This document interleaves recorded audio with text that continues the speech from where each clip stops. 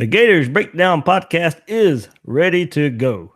I'm your host, David Waters, and you can find me on Twitter at GatorDave_SEC. And Will Miles joins me on this episode, and you can find him on Twitter at Will Miles, SEC, and his site, readandreaction.com.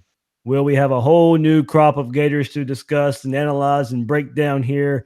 After the second early signing period, the first one was a year ago, and now coaches are I guess a little more in tune with how to take part in it. But Dan Mullen last year, first year on the job, didn't have a lot of time to bring it all together. This year, bowl game, New Year's Six bowl game, and still having to get all these early signees in here in December 19th and through December 21st for this early signing period. Yeah, man, it's always exciting to see the new players who are added to the team. It's exciting to sort of break them down, understand where they are, whether they're in positions of need, and how that impacts class rankings and all that sort of stuff. And, this is the most important day in some of their lives. And there were a few former players who tweeted out things this afternoon about making decisions in terms of where they were going. I know I saw Tate Casey tweet something out about when he signed his LOI to come to Florida and how it was a great decision in his life. And so, hey, congratulations to these guys. Earning a scholarship to Florida or any of these big schools, but earning a scholarship to Florida to play big boy football is not a small undertaking. They've put in an awful lot of hard work, and congratulations to all of them because they're now part of the family, and we'll try to be as fair to them as we can. Absolutely, there. And Will, a quick question too. Do you this is our second one now, of course, covering it. Do you like the early signing day? Do you still wish it was just one day? Do you wish one of the other periods was not in December and some other time of the year? I really like the December time frame. I think it takes away from some of the stuff that's going on in the season. Certainly for us, it's interesting just in terms of what it means, and we don't really know that yet. In fact, we've been sort of looking into that, and how have things changed from last year? What can we learn from last year? Those sorts of things. I like the February signing day. I mean, if you look at the NFL, they do all their sort of off-season stuff in the off-season. I would like that to be the way college football is, but they also put this in place so that kids didn't get hounded up until February and give them the ability to commit early. And so I think anytime you move the power to the players, that's usually something I'm in favor of. So if the players like it, then I hope it stays. And if the players want to see it adjusted, then I hope the NCAA does that. Yeah, my thought on it is I like when it was just February. For podcast purposes, I don't mind this in December. Especially last year when there was no bowl game to talk about. We had a new coach and signing day. So it kind of helped out there. But I kind of agree, coaches should be able to be, now concentrating on a bowl game. If you have a bowl game, if you didn't make a bowl game, you're trying to scrounge up the pieces and hit a signing day in February. But if they're going to have two of them, I wouldn't mind one of them being in August before the season starts, because some players kind of know the decision then where they want to go. Let them concentrate on their senior season, much like you said, without being hounded. If there is a coaching change, have a waiver in there that if there is a coaching change, they can go somewhere else if they so like. But I wouldn't mind seeing one in August and then keeping the one in February as well. Yeah, the one thing I do think it helps is, when you talk about gray shirts and guys coming in and basically being offered scholarships, and then on National Signing Day sort of being edged out and processed out, I think that's a lot harder to do with the early signing period, because you know who your competition is. If you're somebody who is being recruited by Alabama, that there's probably not space for you at this point. So, but conversely, if you're being recruited by Ohio State, there's plenty of space for you in the in the roster, and for this year, the number of signees they can have. And so, if you're a player, especially with all the coaching movement, and having to keep up to that. I mean, these players commit and then they have to sit out for a year if they decide to change their mind. The coaches don't have to do that. And so I think giving them more information rather than less is a good thing. I agree with you. I think August would be great for the fans. The question is it best for the players? And I do think that, giving them something in December and then something in February means, if you don't sign in December, then you kind of know what your options are afterwards, just because there's a large swath of players who are already committed, and maybe you make a different decision because of it. So. All right, we'll break down this Florida Gator 2019, the start of the 2019 recruiting class. But before we do, remember you can find Gators Breakdown on news4jax.com/Gators Breakdown. Also catch us on iTunes, Google Play, YouTube, Spotify, and find us on social media as well. Gators Breakdown on Twitter and Facebook. And tomorrow I will have Bill Sykes on to have even more signing day coverage. So me and Will tonight, me and Bill tomorrow, we'll have you covered in many, many angles here for this early signing period, early signing day, whatever you want to call it there. So I don't think anybody can really decide what they want to call this thing. So I call it two different things a lot as well. But here we go, Will. The Gators finished the day 16th in the 24/7 Sports Composite rankings, 13 4-stars, 8 3-stars is what they have. That's 21. That's 20 signees and the one commit and the one black there. So that ranks 6th in the SEC behind Alabama, Georgia, Texas A&M, LSU, and Auburn, and right ahead of Tennessee, Mississippi State, and Arkansas. And if you go by average player rating, you can move the Gators up one spot to 15th. And I know we'll be asked, so we went ahead and planned for it. I'll go ahead and get it out of the way. If you want to include Chris Steele, because many people feel like he's he was supposed to send in his letter of intent today to his school or in the next couple of days. Announced January 5th. If you want to add him, 40th best player in the nation, he'll make his choice known, as I said, January 5th. If the Gators were to get him, the class would currently sit up 14th. But as it stands right now, he's not in the class. So from what we'll talk about from here on out, is the Gators being ranked 16th in the 24/7 Sports Composite. And Will, it's they made a little bit of move, especially after they got the Lakeland trio. But we'll see, of course, what happens in February. But after early signing day, the Gators are 16th. Yeah, I think there's some good to take out of this. I think there's also some areas for concern, which is really sort of what we've been saying all year, ever since the slow start to this recruiting period started. But you look at where they focused. They have 7 offensive linemen that they've brought in, and clearly that was an area that coming into the season we thought needed quite a bit of work. And Florida was pretty fortunate this year to not have a whole lot of injuries up front. You've got Martez Ivey leaving. You've potentially got Jawan Taylor leaving. And so there's going to need to be reinforcements there, and they've really reinforced that, and they've reinforced that with high level talent. You look at linebacker, that's the other place where Florida really struggled 2 years ago, and really even struggled this year. I mean, Voshon Joseph showed flashes of really, really good play. David Rees showed flashes of really, really good play, but they weren't consistent across the board. And when Rees was out, I think the linebacking core really struggled, especially against Kentucky. And they brought in 4 linebackers in black, you mentioned, but Tyron Hopper, also very, very high ranked linebackers. And so I think those are sort of the 2 areas of emphasis that Florida had, and they filled some needs there. When you look at where they maybe could have improved a little bit, I think defensive line is a place where they still have to make some play. Obviously, with Quashon Fuller at Florida State not signing over there, that's somebody that they could potentially maybe get to come over on this side. And there are still some defensive line. There's still some defensive line candidates out there, but the signing of the Lakeland trio, I think, is clearly a big deal for Florida. You need to keep the guys in your backyard. You need to emphasize that. That's one of the things that we've talked about when we've talked about Steele, when we've talked about Kavon Thibodeau going out into California trying to get those guys. Does that cost you the guys in state? It doesn't appear that it has for these 3 at least. And so being able to establish that pipeline from Lakeland into Gainesville, I mean, that's one of the places where Urban Meyer really was strong. Steve Spurrier was strong there too. And so having that pipeline coming into Gainesville, I think, is a big deal. So, 16th, I mean, it's nothing that I'm going to write home about. I'm not going to bounce my kid on my knee and talk about the 2019 signing class and how it defeated all the metrics.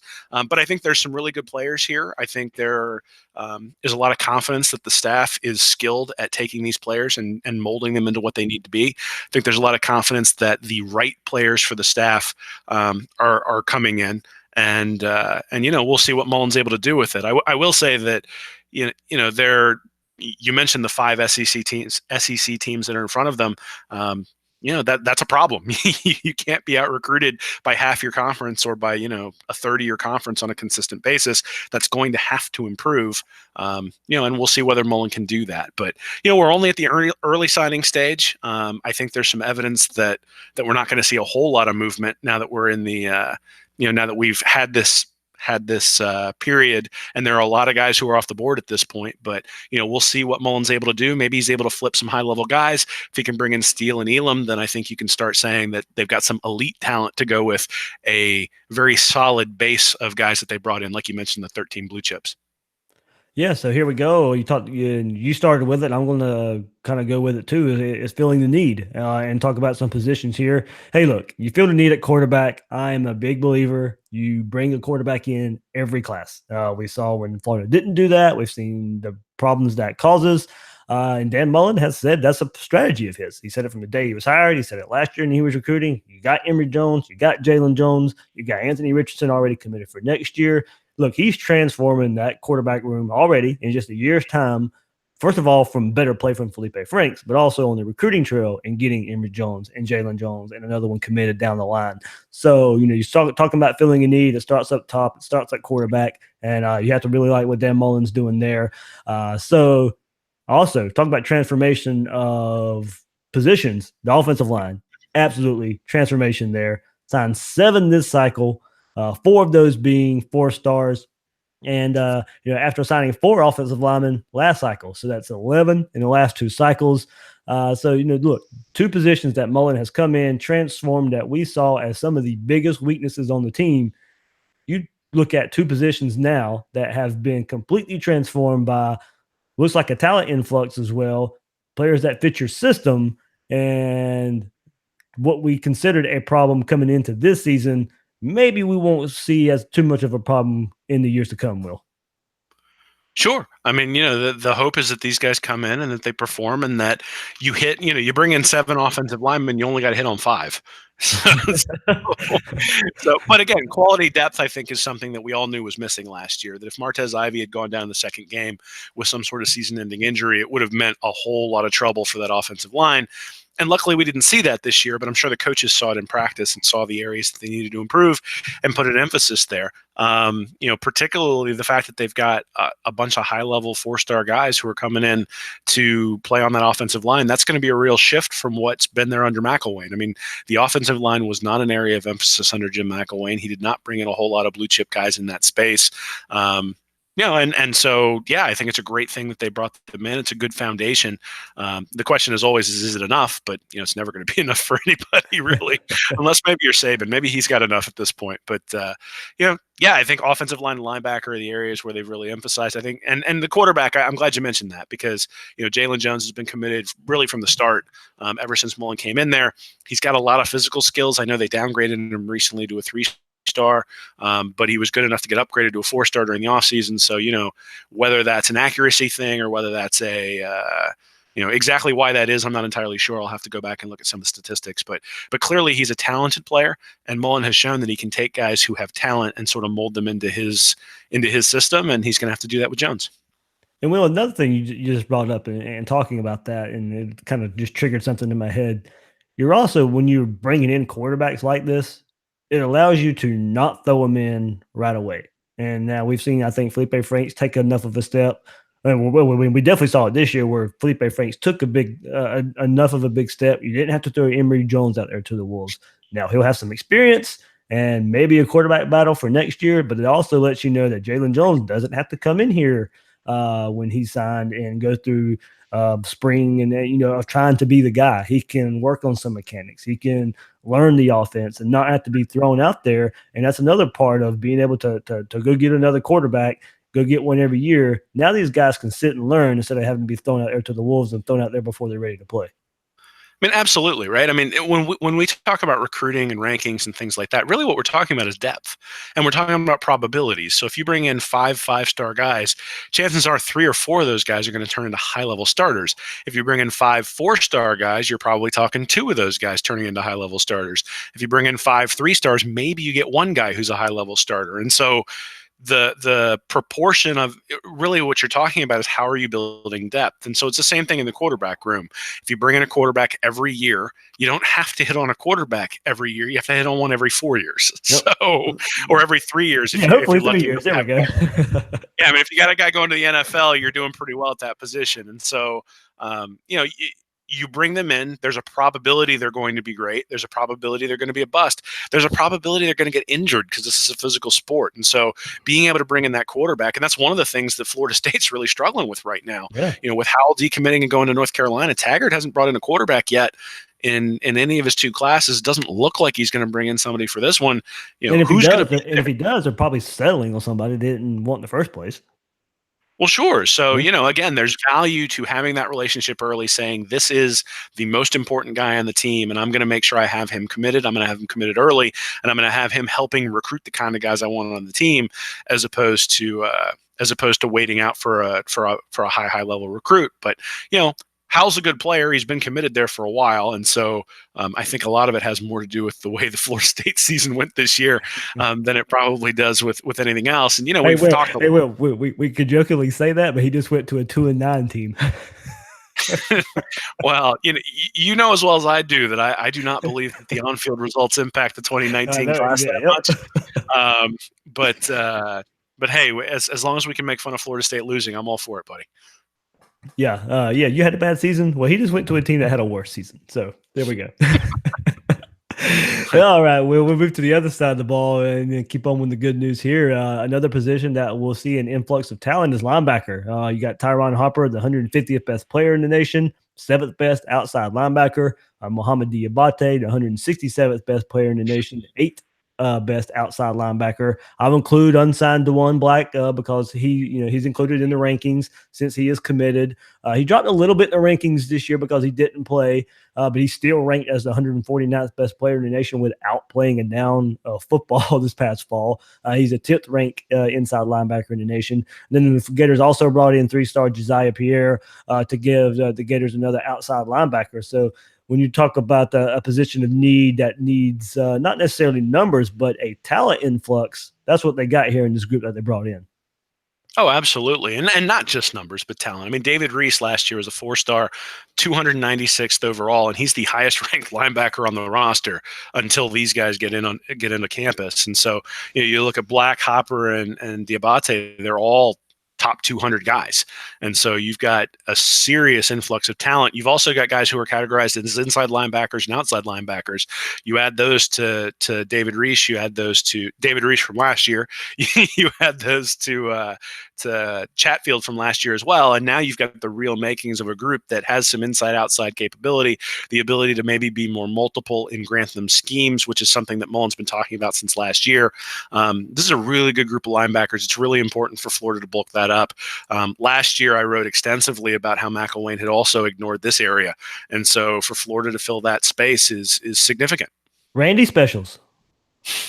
Well, hey, we could say that, but Voshawn Joseph and David Rees have been really good. Yep. And so, they've hit on some guys and those guys have played pretty well, but it's also pretty clear when you're watching that they have physical limitations and that they have limitations in terms of their ability to stick to the scheme.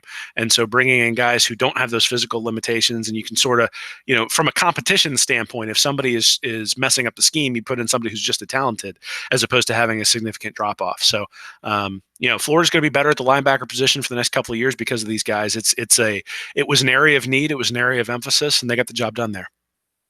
All right, we'll kind of go through the day that was, Will, when we look at this Wednesday. Of course, we'll keep on with the good news. We'll start with the good news in the Lakeland trio. De'Ave Hammond, Lloyd Summerall, and Keon Zipperer signed with the Gators. Will, these were some of the best players in this class that Florida was able to bring in, and why getting these three were so important. Zipperer is the 136th best player in the nation, the 4th best tight end in the nation, according to 27 Sports Composite. In the state of Florida's 18th best player, offensive guard De'Ave Hammond, the 174th nation's best player, 12th best offensive guard, and state of Florida's 23rd best player. And then Lloyd Summerall is the 237th best player in the nation, 15th ranked weak side defensive end, and the 36th best player in the state of Florida. So coming into the day, Will, these guys were a must get because Florida was on the outside looking in for some of the other big targets that were on the board. These were the three Florida fans felt good about, and it came to fruition. Will Zipperer could be a matchup nightmare at the tight end H-back position. Summerall is a tall and rangy defensive end. had 11 and a half sacks this past year in his senior year. And then De'Ave Hammond, a 6'4", 350-pound offensive guard that the Gators desperately need to shore up the offensive line with upper talent and depth. So, these are the only targets that signed with Florida that weren't already committed to the Gators coming off of a state championship team. Yeah, we already talked a little bit about just securing Lakeland and how important that is, but also it's important because of who these guys were considering beyond Florida, right? I mean, Zipper and Summerall were considering Miami and considering them pretty heavily. And in fact, last week, I think Zipper had an official visit to Miami and everything, and sort of the news when they were on their official in Gainesville was that they were considering Miami at the time. So, to not only secure that area of the state, but also to secure it against one of your in-state rivals, I think is important. You mentioned tight end. That's a space that, again, under McElwain was lacking, but now they've added Kyle Pitts last year. They've added Zipper this year. We saw Pitts doing stuff on the outside a lot this year, not necessarily on the inside, but, Ciante Lewis is going to be gone pretty soon. You've got Morrill Stevens who's going to be gone. You've got Kroll who came in, but he's only got a year or two of eligibility left. And so, bringing in same thing as a quarterback, right? Bringing in a tight end every year is important to make sure you have the depth, to make sure you have that elite talent. And then I don't think I need to tell anybody why an offensive guard who's a top 200 player is important in the Dan Mullen scheme, right? I mean, we saw the development of the offensive line from game 1 to game 12 over the course of the season. We saw how they dominated Florida State up front in that game. You start adding elite talent to that, and now you get a team that can dominate anybody up front. And you get a quarterback, a lot of time, he's going to be really, really good. And it's not a coincidence that Franks had his best game against Florida State in a game when Florida State couldn't get any push at all up front. And I think the more you see the Florida quarterback protected, the better off he's going to be. And just thinking back to the Michigan game last year, Franks was getting harassed the entire game. Had he been a little bit more comfortable in the pocket, maybe he plays a lot better throughout that year if the offensive line had been better. And, so it's a symbiotic relationship, and certainly having that guy is going to be important. Yeah, Will, a lot of times, there's the popular phrase out there, perception is reality. And these guys were thought, I mean, I don't want to say shoo-ins, but from a Florida friendly school, or once Florida friendly school, these guys coming into the day, you don't get these three. These were the three that fans felt more confident about more than any other or any other. Luckily, they were also some of the highest, the highest prospects on the board. They are some of the highest prospects in your class. And perception would, if you don't get those guys, the perception would have been pretty bad when you go back and look at this class. But you pull these guys in. They were announcing on ESPN too. A lot of people were watching. If you're into college football, you were watching signing day coverage. And hey, look, Florida had pretty much with all three of these guys going to announce. Florida pretty much had a 10-minute PSA. You're talking about Florida, and Tom Luganville was on ESPN talking about how he loves these guys and how he was even speaking of Dan Mullen's development of talent and how good of a coach he is, and how Gator fans should feel good about Dan Mullen being the coach and what he can do with the talent that he's going to assemble at Florida. So, Florida got a lot of praise with these guys committing on live TV. And they took their time with these announcements with these three. And like I said, it was kind of a PSA for Florida for 10 minutes that really, really put out a lot of positive outlook when, of course, ESPN, the most powerful voice in sports, is sitting there talking well about Florida for a little while. Yeah, I mean, these guys were must-haves, right? I mean, if there were players who were 2 hours from Tuscaloosa, Alabama fans would be disappointed if Saban didn't bring them in. If there were players who were 2 or 3 hours from Athens, people would be mad at Kirby Smart for not bringing those guys in. And it should be the same thing for Florida. If there are people within 2 or 3 hours of Gainesville, that should be a circle that Dan Mullen has just circled on the state and says nobody from these schools goes anywhere but the University of Florida if we want them. And that's the way he's going to have to recruit, and that's the way that he's going to build the program into a juggernaut again, is locking down the areas where guys should grow up saying, I want to play for Florida. And certainly, the last 9 or 10 years has maybe impacted that a little bit, but these guys still remember when Florida was great. I mean, when they were 7 or 8 years old playing Pee Wee football, Florida was winning national championships. And so I'm sure there's some emotional connection to Florida if they've lived anywhere close and they've dreamed of playing in the swamp and they've wanted to be there. And I think Mullen has made that a little bit of a reality based on the way that the season went this year. But, again, I think these are guys you have to get. And then there were guys throughout the day that, you really, really, really want to get that we missed on. And that's something that's going to have to improve. That's exactly where I was going with. It wasn't all positive today, Will. So it's exactly what happened. And we have to start at the top. The biggest storyline of the day for Gators was that Lakeland trio, and also running back Trey Sanders from IMG. Many thought coming into the day it was Georgia. Late last night, early this morning, that thought kind of shifted around. From what I've been told, was Holyfield, the running back for Georgia, probably not leaning going towards the NFL. That may have affected what Trey Sanders was thinking. And when it was all said and done, picks Alabama over Florida and Georgia. Many thought that the family ties to Florida, with his brother Umstead Sanders and his mom being a Gator fan, would end up pushing Trey Sanders to Florida. If the story is true that he was considering Georgia and then the pick is Alabama, that probably lets you know Florida was third behind those two schools, and not as high as many thought maybe coming into the day. So, or, maybe he was just really, really torn and you really don't know how to place those teams. But on the surface, that's what it looks like. Will, and I go back to the word perception. This one hurts perception a little bit because, like I said, the connection there, but the perception would have been raised. I don't necessarily know how it does it hurt Florida a little bit. Yes, I mean Florida's deep at running back. You have some targets next year but put it this way, you have to get those though. And really right now you don't know if you're going to get those guys, but perception. Getting Sanders, getting a 5-star running back, after Ivy and CC Jefferson leave, Florida will not have a 5-star on this roster. So this was their first big chance to add a 5-star onto the roster. So when I go back to the word perception, it would have helped the perception of Florida to go and say, all right, we battled Georgia, we battled Alabama, we went and got a 5-star running back that we really wanted. Yeah, I mean, I think perception maybe, I don't know that it matters that much. I think you need to get elite players on your team.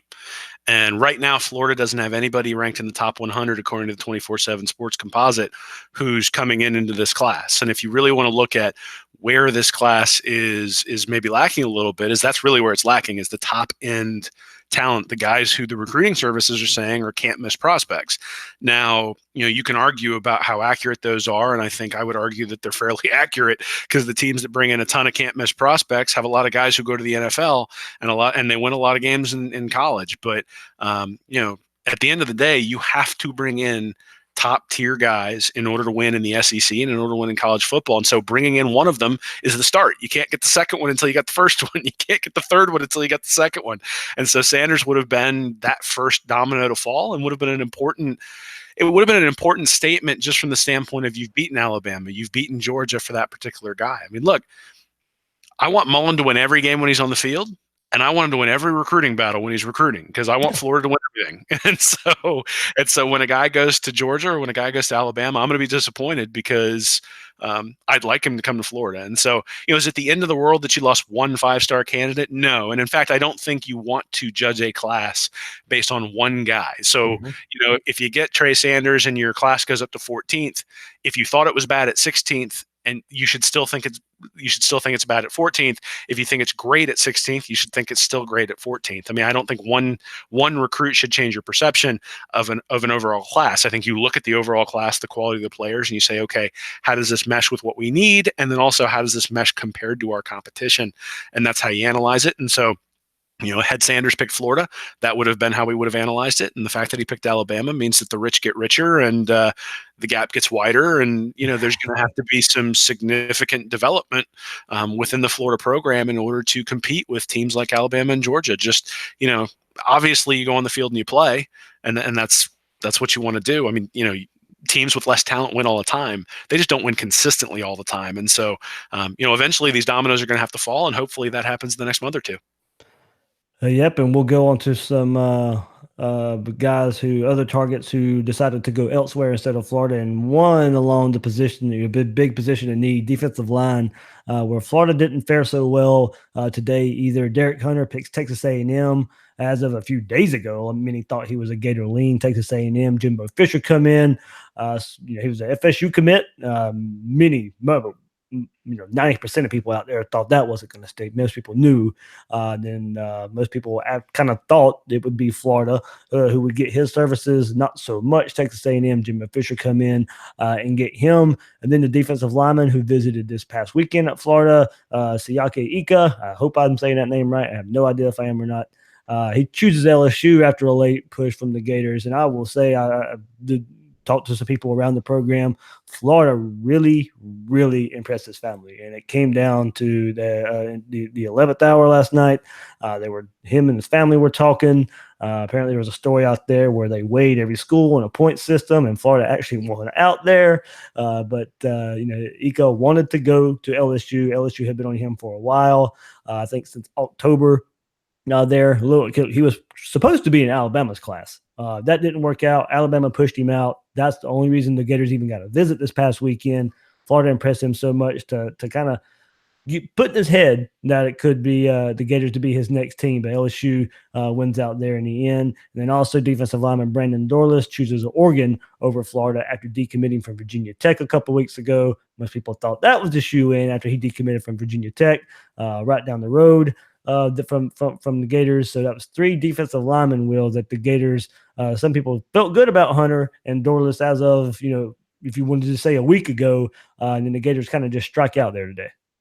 Yeah, I mean that's an area of need, and it's an area that they needed to fill, and they haven't done that yet. I mean, Summerall's a good player, and certainly they got a defensive tackle in Jalen Humphries, who's also a very good player. So they do have 2 blue chips at that space. So Doorless would have been. I mean, he's a 3-star candidate. He's a good player, but he's not somebody that you look at and say, hey, he's an immediate difference maker. Hunter. He's been sort of a weird recruitment this entire year. No one's really known where he's going. So I don't know that you can be too disappointed that he picked A&M. I mean, no one I really think even thought he was going, even considering A&M until sometime recently. The Thibodeau thing, I don't think anybody ever thought he was coming here. But again, this is sort of indicative of not drawing that circle around Gainesville. I mean, unless you're drawing a circle that encompasses the entire United States, and spending resources on defensive linemen who are out there. And I mean, I think Florida should go after the number 1 guy in the country or number 2 guy in the country, depending upon which service you look at. But, they've missed on a lot of the defensive linemen they've been looking at. So, we'll see what they do. There are still some guys out there. There aren't a whole lot of guys out there, but there's still some guys out there potentially that they can flip. One of the silver linings for today, and we'll probably get into this a little bit, but, Florida State didn't get all their guys signed, which means you still have the capability of flipping some of those guys. And so, we'll see whether Florida has the ability to do that, because there's some good guys that they're very good players that the Seminoles have committed who decided not to sign today. And, I'm not exactly sure what kind of sign, what that's indicative of in terms of what's going on in Tallahassee, but maybe Mullen can take advantage and bring some of those guys in. Yeah. So one more signee that could have happened today. We don't know yet. As I mentioned earlier, Chris Steele, cornerback there from California. We'll know for sure January 5th. It's kind of a weird story to me because, okay, if you do sign it today, tomorrow, or Friday, what are the chances that doesn't get leaked out? I mean, I think you're taking a pretty big chance there. One is, okay, say you do sign to Florida and other schools find out, if you want to follow the breadcrumbs, you'll start seeing other schools offer cornerbacks that maybe thought they had a good chance at Steele, or one of those other schools can say, okay, he signed at Florida, so let's move on. So, I mean, I know he's trying to create suspense. I know he wants to make an announcement. So, if it is within this 3-day window, I have a hard time finding out that it doesn't get out. But officially, we have to wait till January 5th when Chris Steele will announce, like as I mentioned, one of the top 50 players in the nation, position of need for the Gators as well to bolster up, the talent behind what they already have at cornerback. You want to get back to that 4-star, 5-star status, high elite status at cornerback that Florida is known for, and it will start with Chris Steele. Yeah, you're right. This has been a weird one. I mean, this is one where when he initially announced his commitment to USC, I think the video was recorded and edited by Gator people, and then and so it's been sort of odd from the start. And then he's been flirting with Florida, and then there was some discussion of Oregon, and then reports of some sort of weird back alley meeting at USC this weekend. So I have no idea. I know that probably not the best strategy to be hinging all your hopes on a guy in California. I think there's a lot working against you when it comes to pinning your hopes on your best player for the class coming from out there. Now, yeah, hey, if Steele comes, then hey, some of the resources were obviously worth it, because whenever you can bring in a guy who's top 40, you have to do it. And you have to spend the resources that are necessary to do that. But there are some top 40 guys who are probably 2 or 3 hours away from Gainesville too, who have decided to go elsewhere, and that's an area where I hope that the recruiting improves in year 3 under Mullen, because that's really where Florida's going to be able to get back to an elite class. But you're right. I mean, having a cornerback with that sort of elite talent, being able to put him out on an island. We remember Joe Hayden, we remember Janoris Jenkins, we remember Vernon Hargraves, remember Tease Tabor. Those were all very, very high ranked guys coming in. Certainly, Wilson and Marco Wilson and CJ Henderson have been very, very good at corner, and those guys were pretty highly ranked too. But there were clearly some depth issues on the backside with Chauncey Gardner-Johnson leaving. They need to fill that gap as well. They've got 3 defensive backs that they signed thus far. Chester Kimbrough is a high-level 3-star, and then you've got Jaden Hill, who's a low-level 4-star. You bring in somebody who's a high-level 4-star, and all of a sudden your depth looks really good, but also your talent level looks good too. So, being able to bring somebody into Grantham's defense who can play man-to-man is really important. And so hopefully Steele comes, and whether it gets leaked tomorrow or whether we wait till the 5th, as long as he chooses Florida, I'm not going to begrudge him his path to where he's committed to. I'll feel good there. I'll leave it at that.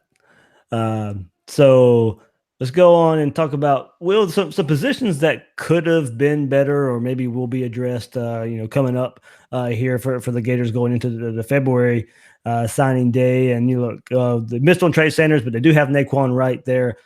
Florida would have taken 2 running backs. Having 1 running back is fine. I'm not worried about having 1 running back there with what Florida has, with what the targets they have coming up in years to come.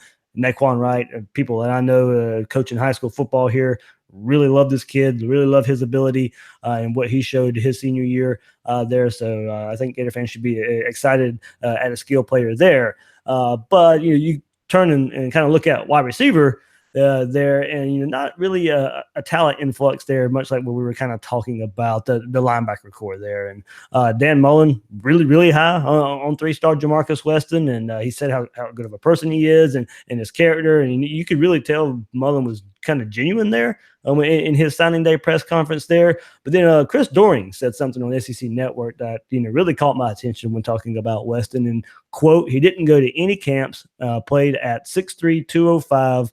If he would have gone to camps, he would have been a 5-star. So that comes from Chris Doering, former Gator wide receiver. We know we've had him here on the podcast as well. So Chris is pretty much a straight shooter. He was pretty critical of the Florida program this fall. So and he knows wide receivers as well. So hopefully Chris saw something there that we can really look at when it comes to Weston here. Also, Deontay Marks, another 3-star receiver, was pretty exciting on the field this time that fall. And then Trent Whittemore played safety, cornerback, wide receiver, and even quarterback at his school. Started on varsity as a freshman, and 1,374 receiving yards, 17 touchdowns on 93 receptions as well. With 3 rushing touchdowns in his high school career. So, Will, there's potential at wide receiver, and we know that's a scary word, just not the top-end talent that we would like to see. So have great talent there already. So maybe these guys can kind of come in and develop a little bit.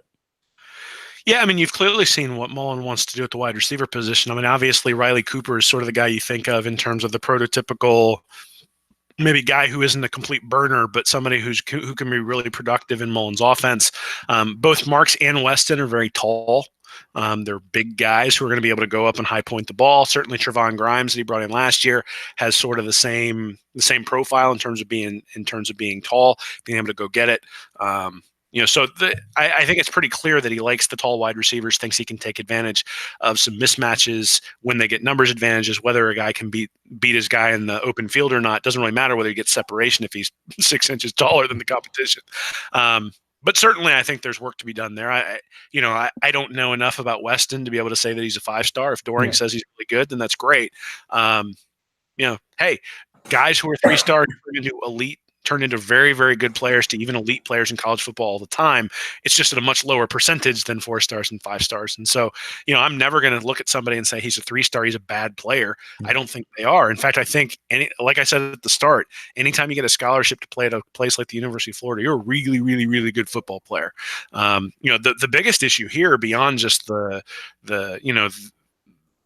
dearth of a can't miss prospect, is that there's only 2 wide receivers on the list, and you need 3 or 4 on the field at any given time. You think about offensive line; they signed 7 guys. You need 5 of them on. The 5 of them on the field. Same thing with wide receivers. If you need 3 or 4, you probably need to be signing 3 or 4 every class. And so that's a place that hopefully they could find somebody and bring somebody in before February. But if not, is a place where Florida might find themselves a little bit thin in a couple of years, just because of the only having 2 signed for this class. Yep, and as far as defensive line there, we mentioned the misses there, Will, just recently, but Gators bring in highly rated 4-star Jalen Humphries on 24/7 Sports, national ranking, 251st ranked player there, 17th ranked at his position. And Florida had a little summary about him of what they put out, known for his versatility and his ability to play inside and outside on a defensive line, 6'4", 314 pounds. So really, if you look at it, he's the only true defensive lineman that Florida is going to bring in. Lloyd Summerall can play in, but he may be that rush in outside linebacker type when it's all said and done. So the Gators definitely need the bigger body types, and Mullen even said so in his signing day press conference. Yeah, well, I mean, that's great that he's able to see the areas of need and voice them, and I don't imagine that was unintended. I'm guessing he's sending a message to a couple of guys he's been talking to, and basically saying, "Hey, we need you. Wink, wink. Come on over here." And so we'll see whether he's able to close that gap. I mean, one guy, again, I said this earlier, one guy does not make or break a class. So I'm not going to say, oh, because they signed one more defensive lineman who's a blue chip, that makes this class elite. And I'm not going to say, oh, because they missed on one defensive lineman, that means this class is garbage. I don't think either one is true. I think the truth is somewhere in the middle. I think you have to take the entire class as a whole. And so, it'd be great if they had more defensive linemen. I think the guys they signed, though, are blue chip guys. They're more likely to turn into difference makers on the field. And that's something that was missing under McElwain at the defensive line is, Ja'Kai Polite turned into an awesome defensive end. That's a rare thing to have somebody who comes in as a 3-star who ends up being a first-round draft pick. And so, does that indicate that maybe they were really good at finding diamonds in the rough? Sure. But you don't want to rely on that long term. And so bringing in guys who are top 300 or even top 200 rated prospects is really important at that position. So even if you don't have the numbers, the fact that they're highly ranked guys, I think makes a difference. Yeah, I saw it on the YouTube chat, so if I said it wrong, Humphries 6'4", 314. So I don't know if I said 6'10", but no, I didn't mean to say that if I did. So That'd be a big boy. Oh yeah. I mean, sign me up right now. So if we'll go to the secondary right now, only Chester Kimbrough and Jadon Hill signed today, and they both fit the cornerback position more so than safety, of course. So the Gators may be bringing in Chris Steele soon, but he's another cornerback mold. So is Kyer Elam. So I'm not really sure of the plan at safety for the Gators when it's all said and done this class.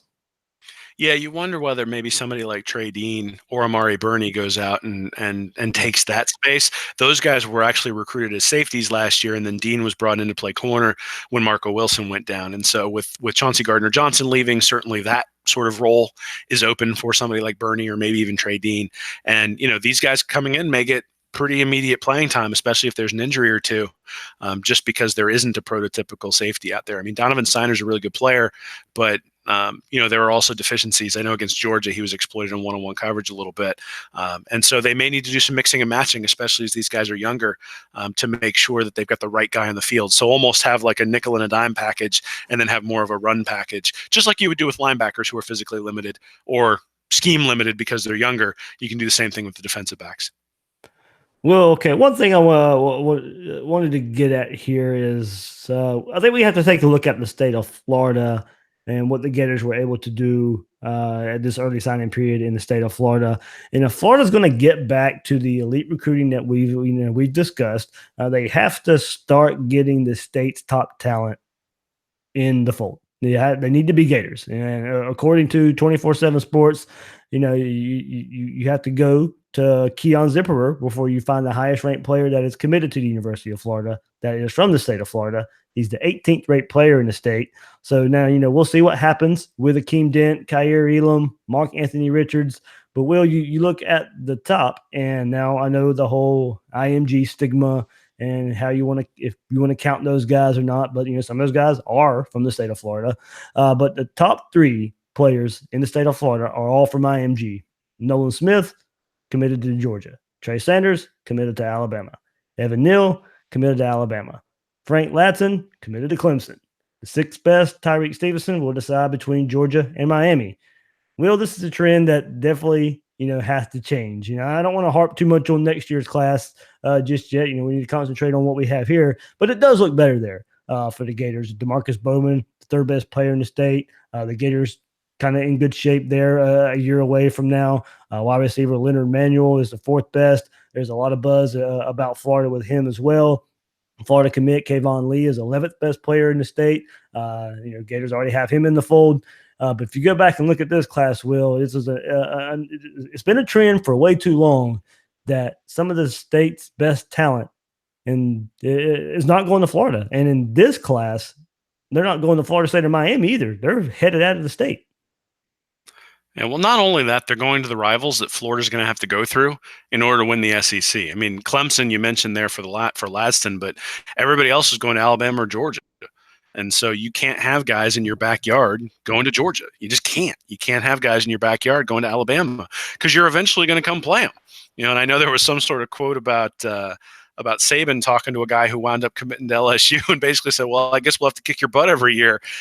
I mean, in some capacity, that's sort of what's going to end up happening if these guys keep leaving the state. And it's not, the state of Florida is a microcosm for recruiting overall, right? Because Florida is so loaded with talent that really, if you're a Florida team and you win Florida, you're going to be ranked really high nationally. And so if you go back and look at nationally what Florida coaches have done in the second year, you can look at Mullen and say, hey, he's got 13 blue chips, and Zook had 14 in his second year. Meyer had 18, Muschamp had 16, and McElwain had 9. And you're like, okay, well, if Mullen can pull in a couple of more blue chips, he's going to be right up there with Zook and Muschamp and closing in on Meyer. But then you look at the top 100 talent, and Zook had 12, Meyer had 9, Muschamp had 6, McElwain had 4, and Mullen's got 0. And so that's really, I think, where the concern lies, is not necessarily the depth of the class is really, really good, going from, basically 150 in the nation all the way out. It's the 150 forward that's been the issue. And that's why guys like Steele and Trey Sanders and Kyer Elam and guys like that are so important, because, you need that top end talent. And that the top end talent is in Florida. So, I don't think it's a coincidence that nationally they're struggling to get top 100 guys when they're struggling to get top 100 guys in the state. So it's going to have to turn around. They're going to have to put boots on the ground, build relationships, start building those pipeline. I know Lakeland's got a couple of really elite guys coming the next couple of years. Certainly the 2020 class, I think is going to be impacted by the 9-3 record this year, the improvement from Felipe Franks, the improvement from the defense, sort of the improved atmosphere around the team. And the 2021 class, we're already seeing they've got a 5-star guy committed there, really high level 4-stars committed as well. But, I don't want to wait 2 years for these guys. I'm as impatient as anybody, so I'd like to see it now. But, hey, you deal with the cards you're dealt. I think Mullen will do a good job of coaching these guys. I think there's quite a bit of depth. And I think if we look back, so Florida this year, if you took the last 4 recruiting classes, they were at an average star rating of 3.44. Last year, Mullen brought in a class that had an average star rating of 3.63. This year, thus far, the average star rating is 3.65. So he's slowly improving the talent compared to where it was under McElwain. And so we're going to see some improvement. The problem is that Alabama's basically at 4. When you look at the average, and the same thing with Georgia, and that's a pretty significant gap in terms of talent. And Mullen's going to have to close that gap at some point, or he's just going to have to outcoach both Saban and Kirby on a yearly basis in order to get there. And if he's capable of doing that, eventually these classes are really going to get loaded, because if he can prove he can beat those guys with classes in the 10s, all of a sudden people are going to decide they want to come. The problem comes when you can't get over that hump and people keep going to Alabama and people keep going to Georgia. So again, I said at the start, I mean, this isn't doomsday. It isn't the end of the world, but it is what we saw in April and May, sort of the slow start and how things don't necessarily just all of a sudden boom hit when the season comes and you have a good season. This is what we were concerned about in April, is that sort of where they were is where they were going to end up, not necessarily in overall ranking, but in terms of player quality. So I think there are some positive signs here, but I think there are some areas for improvement, and certainly I think Mullen would admit that as well. All right, we all got a few tweets here actually that kind of just spoke to everything we just spoke to here in the last few minutes, and I'll read a few of those. I'll read some more tomorrow as well on the episode with Bill and I. But Ben Walbright says it was a successful day. The Lakeland sweep was huge. The pipeline is established. Sure, not getting Sanders or an extra defensive lineman is disappointing, but we're in a good spot to regroup and make another push to February. Dustin Woolbright says, successful day. We did what we were supposed to do by holding on to our commits and adding 3 quality players. Missing Doorless hurts, but it is recoverable. Time to celebrate the new arrivals, point to bowl prep, and February signing day. Ryan Hinckley says, Met needs on defensive line. Met needs except defensive line. I'm sorry. So Met needs except defensive line. Solid class, but not elite on paper. Adding a few top 100 guys before February will be huge. Harold Jackson says still not on par with the big boys. That's the standard. Good class though. So those 4 comments there. Yeah, talking about you established a pipeline. Of course, talking Lakeland there. Discussing some of the players that we did miss, like Doorless, but still time to recover in time for February. And also a couple of notices there that, this is a solid class, but going back to the points we just made, you got to start getting the elites up top. Yeah, and I mean, the concern here is that, so last year in the SEC, when you looked at the top 8 teams and where they ranked after early signing day, there were 3 teams that improved and then 5 teams that didn't, that either stayed the same or went backwards. The 5 teams that stayed the same or went backwards had established head coaches. The 3 teams that saw improvement were Florida, Texas A&M, and Tennessee. And those are all teams that had new coaches coming in. And so I think that's indicative that those coaches were building relationships and that guys held off until February to sign with them because it was such a quick turnaround to the early signing day. And so they didn't necessarily sign right away. And we saw that with Florida with some of the guys who came in who didn't necessarily sign in December. I don't think you're going to get that bump this year in the second year. You've had a full year to build relationships with people. Sure, there are a couple of guys who maybe are waiting for who are waiting for the February signing day just because that's what they've always wanted to do, or you got Steele waiting until January and that sort of stuff. But I don't think you're going to see a 7 or 8 step increase in terms of overall ranking. So really what you're looking at is a ranking somewhere between probably 12 and 14 is where we end up if they get Elam, if they get Steele, and if they maybe flip Fuller or somebody else who's a high level 4-star. And you got to ask yourself, is that good enough in year 2? All the other coaches other than, and even McElwain saw significant improvements from year 1 to year 2. This would mean that Mullen has seen just sort of a moderate improvement from year 1 to year 2. And I think when you look at overall 24/7 ranking, it'd actually be a little bit of a step back in terms of player quality. So that's concerning. It's concerning also that when you look at the early signing day, so this was as of 2 p.m. today because I couldn't look at it after that, but there were 11 of the top 50 who were unsigned or uncommitted, but there were only 4 of 50 to 100. There were 4 of 100 to 150, and there were 6 of 150 to 200. So only 25 of the top 200 guys were left on the board. So we're basically 90% of the way done with the class. So if you don't get those targets who are still out there, there isn't really anybody else to flip. And so, they're going to have to hit on everybody to move up significantly. And you look at a team like Ohio State that only has, I think, 16 commits or something like that. We're not going to go them. They're going to get 5 or 6 more guys to sign, and they're going to go flying up the board at some point too. So I think we're kind of where we're going to be, like somewhere in that 13 or 14 range. You can make your own decision as to whether you think that's good enough. I think we've made a case that that's not good enough to compete in the SEC on a regular basis, that, it's going to be a struggle against some of those teams that have recruited at very, very high levels. And I'm interested to see whether Mullen can buck the trend, because he proved last year that he's a heck of a coach. And at Mississippi State, he proved it too, so he was bringing in classes that were, typically in the 25th range nationally. Well, now he's bringing in classes that are in that 12 to 14 range. And what does that mean overall for the program? And is he able to get them into that 5, basically a top 5 team from that? Or does he need to see an uptick in recruiting? And, we'll see. I mean, I think he is one of the lead to success in recruiting, and hopefully we're seeing that in 2020 and 2021. But this isn't a class I'm going to give an A grade to. I don't think that's. I mean, an A grade would have been up there competing with the top 4 in the SEC. LSU, A&M, Alabama, and Georgia are 1, 2, 3, 4. It's not like they're 1, 6, 9, and 12, and we're sitting at 16. It's 1, 2, 3, 4. That's who we're competing with year in, year out, and you're going to have to be there to compete with them on a regular basis. Yeah, well, 2 similar thoughts here. Kind of end the tweets on these. Brian at Gator5561 is satisfied but not blown away. Adding the Lakeland kids made today a success despite missing on a few others. Having all but one LOI in is huge. Don't have to worry about holding on to those guys that can now focus on filling the class out with top guys and hit the 2020 class hard. And Will, one that I think is pretty good. Happy and disappointed. Is that possible? So I mean, you look at the spectrum of things that can happen, and this was sort of like right in the middle, right? Yeah. I mean, if the Lakeland trio had all decided to go elsewhere, it would have been a complete catastrophe. Yeah, right. And if Trey Sanders and some other guys had decided to come to Florida, well, all of a sudden you're looking at that, and people on Twitter are giving us crap about being so critical about recruiting earlier in the year. Oh, some are anyway.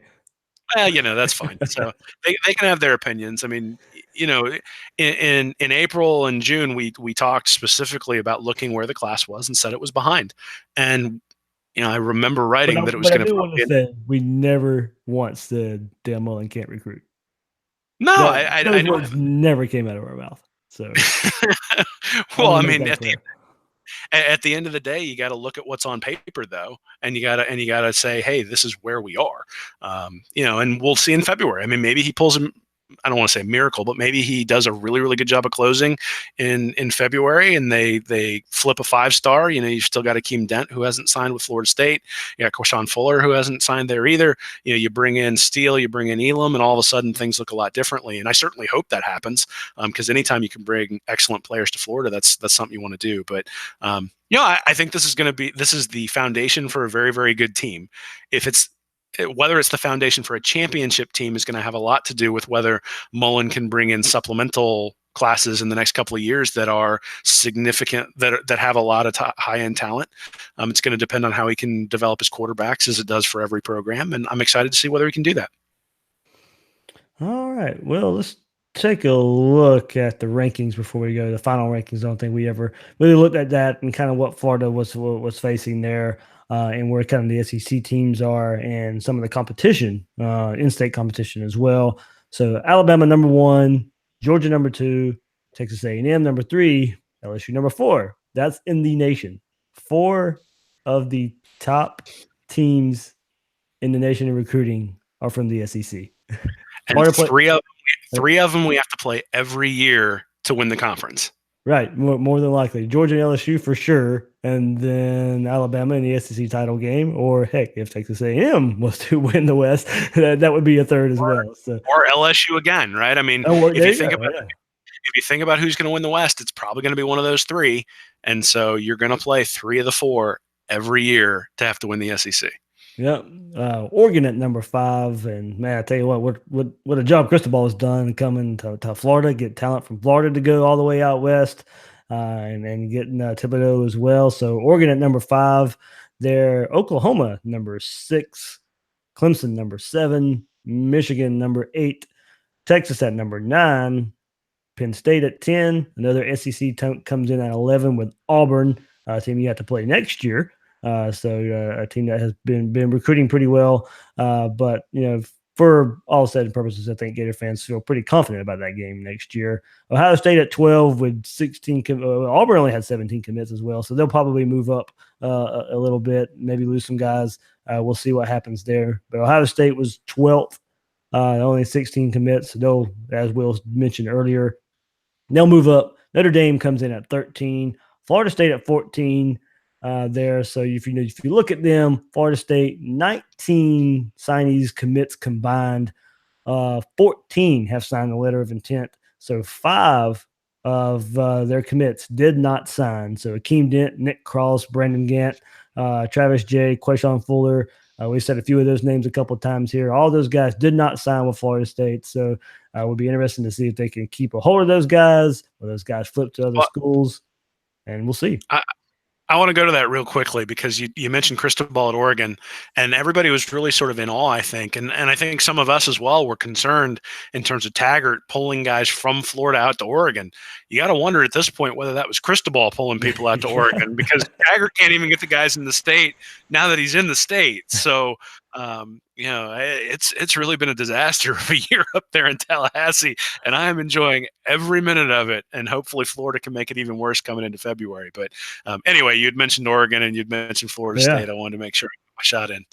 Absolutely. So that was Florida State at 14th right now. So we'll kind of see where they go when it's in the next few weeks. Washington at number 15. Of course, the Gators at 16. Tennessee right behind Florida at the 17th ranked class. Stanford 18. Of course, Elijah Higgins, big-time wide receiver target for Florida, ended up going to Stanford. Not really a surprise there. Dan Mullen's former team, Mississippi State, is at 19. And probably one of the bigger surprises, Will, in the SEC, as well as Arkansas in the top 20 in recruiting after early signing day. Yeah, well, I look forward to more competition in the West. So, as long as it's not Missouri or Kentucky or Vanderbilt or somebody who's going to be competing with us on a regular basis, I'm all for it. And I'll end it at 25, so we'll go USC, kind of a surprise, all the way down at 21 with 20 commits. So a team in LA not recruiting too well. South Carolina at 22, Ole Miss at 23, Nebraska 24, and Purdue at 25. So a lot of SEC teams there in the top 25. Kind of ridiculous when you think about it, but that's life in the SEC. Will, that you're going to play teams that recruit just as well or not better than you. Even though you're highly ranked in the nation, you may only be about sixth in the SEC. Yeah, well, I don't want to steal Bill's thunder, but he always talks about conference placement when it comes to recruiting and how important that is. And so some of the work I've done has also indicated that that's really important too, just from a winning percentage standpoint. And so it's harder in the SEC. It just is. And, people can argue and say, oh, you play cupcakes on non-conference, you don't come out of the Southeast. Well, the reality is when you play Florida State, you play Miami, and then you play an SEC schedule, you shouldn't have to come out of the Southeast because that's where the best teams are. And so if some of the better teams were elsewhere, maybe they'd go play them. But it's a tough place to play, and that's what makes it fun, right? If you come out of the SEC, you figure you're battle tested and ready to win a championship. All right, Will. Anything else, man? Yeah, I just want to thank everybody. It's been a year since I launched Read and Reaction. I had an article this past week just sort of thanking everybody. I've had people reach out to me via direct message and give me ideas for the website. I've certainly had you support it, both letting me come on here, but then also letting me push the articles and retweeting them and all that sort of stuff. And then, we've had some people support the site on Patreon. And I just really appreciate, the fact that anybody would think that what I write is worth money is a really humbling thing. So, I'm going to keep doing this. I'm going to keep putting out as much content as I can, and certainly want as much interaction from the fans as we can get. But I just really want to say thank you because, I launched it a year ago. I didn't know whether anybody was going to read it. And, I had something the other day that got more than 20,000 reads. Wow. So, it's really cool to see the site grow, to see the traffic grow, to see the participation grow. But that's really just because people have shared it. People have seen some sort of value in it. And I just want to say thank you for reading. Yeah, absolutely. Will does great work. Well, it was kind of funny. You left SEC country before they even went under, and kind of started the Read and Reaction venture there. And it's been some great work. A lot of articles and a lot of thoughts that you can't get anywhere else. And I think people have definitely noticed that. Yeah, man, I appreciate that. It's fun to do. It's fun to bring a different perspective. I mean, certainly living in Philadelphia, I'm not going to be somebody who tells you where Summerall is going to commit. I'm hopefully going to tell you what it means that he committed, and that's sort of been the ethos of the site, and hopefully we've been delivering on that. And I look forward to interacting with everybody, and hopefully can bring some good content this coming year too. Yeah, and I don't want to like humble brag or anything on us, but I wish people kind of knew how hard it was to have families and full-time jobs and still do what we do. Because it is, and I think you and I have done it enough. We have to thank our families a whole lot for allowing us to do this and let Gator Nation enjoy what we do. Absolutely, it's a bit of an illness, but but I mean, I started writing originally because I figured I was gonna just bore my dad and my brother with my opinions, so I may as well bore other people with them as well.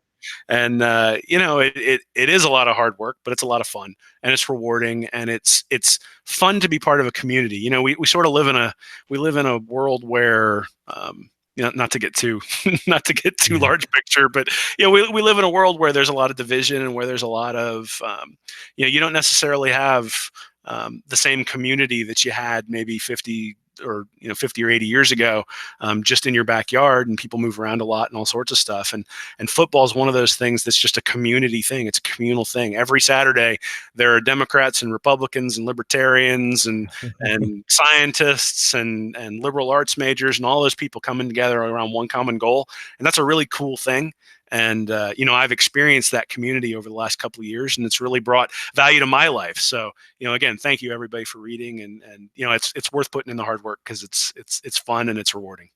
Absolutely there. So all right, Will, I'm going to give the listeners and viewers and all that good stuff what they want. They want Bill Sykes, and Bill Sykes will be on tomorrow. Well, you were able to commandeer him in the morning, so that's luckily today was my first day of vacation for the holidays, so I was like, yes, Bill, I can fit you in on the morning schedule. Well, he's one of those night walkers. He's always up late at night and doing all sorts of stuff. You'll get a message from him like 3 a.m. What was he doing up?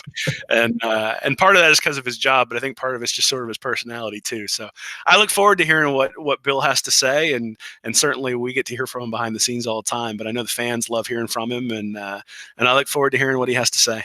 Yeah, I'm going to surprise him one of those days and actually reply at 3 o'clock in the morning. And see what happens. Then you'll end up in a deep conversation about how star rankings are underappreciated by people. I'm not sure you want to get into that at 3 a.m, there, buddy. Yeah, that's true. That means I won't be going back to bed till 6 o'clock in the morning. So it'll be good. We love Bill. It'll be good to have him back on the podcast, and I know he's sort of been itching. This is always the season where he gets the most jacked up. So I'm sure he's going to come with all sorts of different facts, and hopefully he can keep it to an hour and a half for you there, buddy.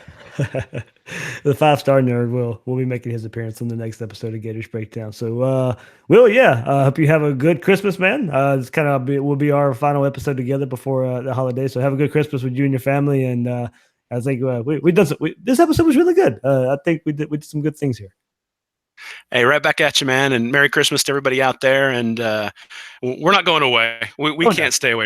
Stuff. So looking forward to the bowl game, and there will be some previews up and then a recap of that too, and then back to the recruiting for February. So never stops, never a dull moment, and we'll be there for it. All right. You can find all that on Will's site at readandreaction.com, and you can follow Will on Twitter at WillMilesSEC. I'm the host of Gators Breakdown, David Waters, and you can find me on Twitter at GatorDave_SEC. Guys and girls out there, thanks for listening to this episode of Gators Breakdown.